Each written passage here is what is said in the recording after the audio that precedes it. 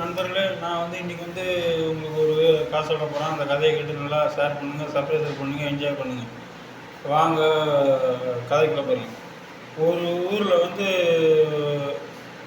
பக்கத்து பக்கத்து ஊர்க்காரங்க, அந்த 2 ஊர்க்காரங்களுக்கும் சண்டை சண்டை. அப்போ வந்து பக்கத்து ஊரில் இருக்கவங்க வந்து இந்த ஊரில் இருக்கிறவங்கள்ட்ட வந்து சண்டை போட்டு போயிட்டார். உடனே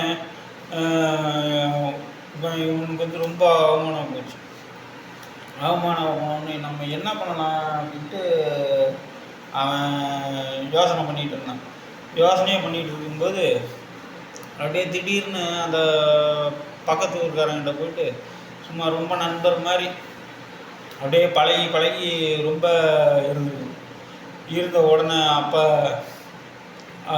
2 பேரும் நண்பரானவுடனே ஒன்று, என்னடா இது போன வருஷம்தான் அப்படி அடிச்சுக்கிட்டாங்க, இந்த வருஷம் என்னடான்னா இப்போ ஒத்துமையாக இருக்காங்கன்னு எல்லாரும் இப்படி இருந்துருக்காங்க. உடனே ஆனால் சண்டை போடுங்க இன்னொருத்தன் வந்து அவன் வந்து வஞ்சத்தை மனசுலேயே வச்சுருந்தான்.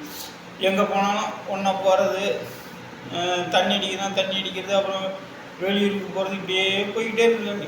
இப்படியே அவனும் நயவஞ்சத்தை வச்சுக்கிட்டே சுற்றிக்கிட்டே இருக்கும்போது ஒரு நாள் என்ன பண்ணியிருக்கான், வா நம்ம வந்து ஏரியில் போய் குளிச்சுட்டு வரலாம் அப்படின்னு. சரி இவனும் அவன் தான் நம்ம கூட ரொம்ப நல்லா பழகுறானே அப்படின்ட்டு அவனும் நம்பிட்டு ஏரிக்கு போயிருக்காங்க.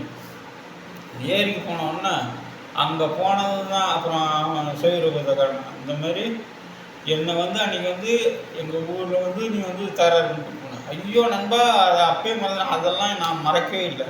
நான் என்ன பண்ண போகிறேன், இப்போ வந்து உன்னை கொலை பண்ணி இந்த ஏரியில் விட்டுற போகிறேன் அப்படின்ட்டு.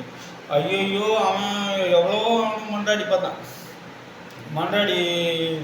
பார்த்தாலும் அது அவன் வந்து ஒன்று கேட்கணும். உடனே என்ன பண்ணான், அவனை தண்ணியில் முக்கி கொலை செய்து அந்த ஆற்று தண்ணியோடு அனுப்பிவிட்டான்.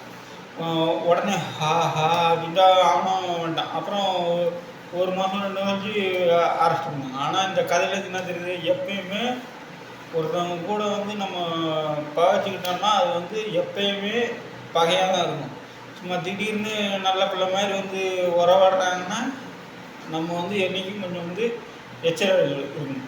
அதான் இந்த கதையில் வந்து என்ன தெரியுதுன்னா, எப்பயுமே பகையாளி தான். நம்ம வந்து அவங்கக்கிட்ட வந்து எப்பயுமே எச்சரிக்கை. இதுக்கு பேர் தான் என்ன சொல்லுவாங்கன்னா, பகையாளி குடியை உறவாடிக்கு. அதான் இந்த கதையோட இருக்கும். நன்றி.